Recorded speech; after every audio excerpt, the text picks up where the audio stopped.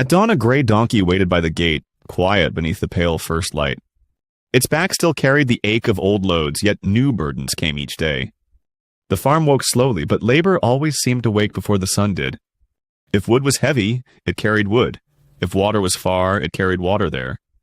The horse wore bright straps and pulled light carts along the smooth road. The ox worked with others and rested at noon beneath the broad shade of trees. But the donkey received the task that every other creature wished to avoid. It hauled grain from the mill and stones from the hill till the red dusk fell.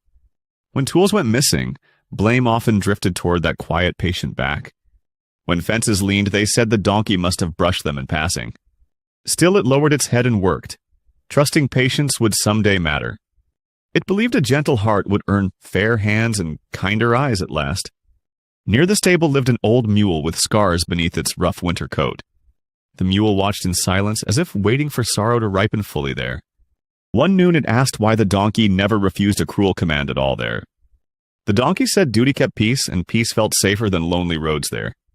The mule studied the dark rope marks beneath the weary neck in silence there. Service is noble, said the mule, when justice walks beside the labor given. The donkey gave no answer, for goodness had long become endless use there. So it rose again and carried sacks, then jars, then timber through the rain.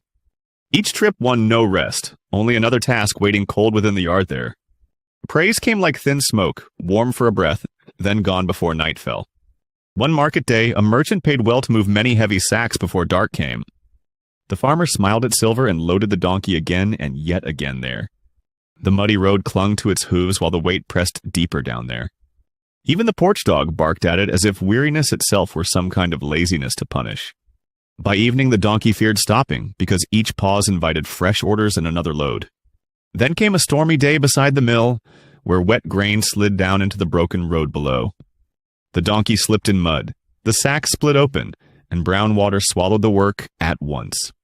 The farmer shouted at the sky, the rain, the beast, at everything except his own greed there.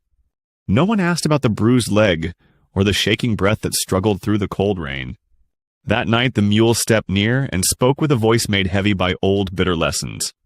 A heart without boundaries teaches greedy hands to demand more than any life should ever bear. When labor is offered without measure, respect dries away, and use soon takes its empty place. The donkey listened in stillness, but now that silence felt awake instead of broken inside. At dawn, a taller load was dragged into the yard than any back of flesh should ever carry. Wet timber, grain sacks, and iron tools were piled so high that even the cart groaned low. The farmer pulled the rope and ordered the donkey beneath that crushing mountain of burden.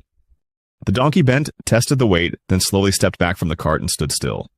The yard turned quiet as winter water, for no eye there had ever seen refusal before. The farmer threatened hunger, cold nights, and harsher days if the beast would not kneel, then... Yet the donkey stayed steady, not wild, not angry, only clear in a new and solemn way. When the rope jerked again, the cart lurched sideways, and the weak old cord split apart. Timber rolled free, tools clattered wide, and the farmer stumbled backward into his own shame. For the first time he saw not a tool, but a creature worn thin by all his demands there. The mule spoke plainly, saying, "Patience is a virtue, but never permission for exploitation." The farmer looked at the scars, the tired eyes, and the places where the fur was gone. From that day the loads were shared, the hours were measured, and rest was finally given. The donkey still served, yet now with dignity, for kindness needs the shelter of clear limits. And the farm remembered this truth, that a good heart without boundaries invites misuse,